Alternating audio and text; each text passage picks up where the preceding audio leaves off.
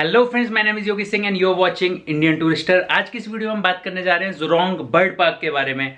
तो अगर आपको नहीं पता है कि जुरोंग बर्ड पार्क क्या है, तो ये एक बर्ड सेंचुरी है जहां काफी तरह की बर्ड्स, काफी तरह की उनकी स्पीसीज देखने को मिल जाती हैं। उसमें से आई एम श्योर बहुत सारी ऐसी स्पीसीज होंगी, बहुत सारी ऐसी बर्ड्स होंगी जो आपने कभी नहीं देखी होंगी पहले रियल लाइफ में।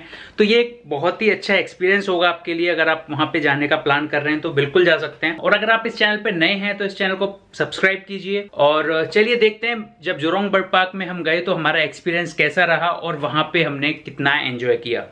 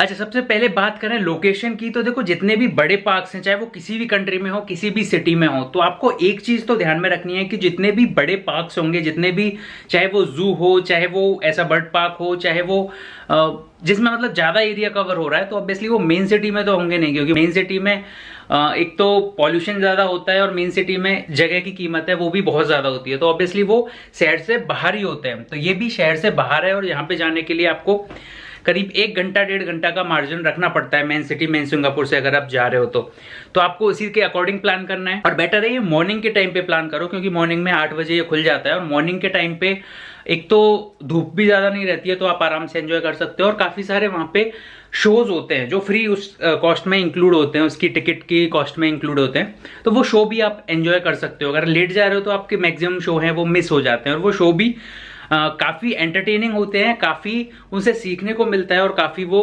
अच्छे मैसेज के साथ वो शो दिखाते हैं। तो ऑब्वियसली आपको वो भी मिस नहीं करना है।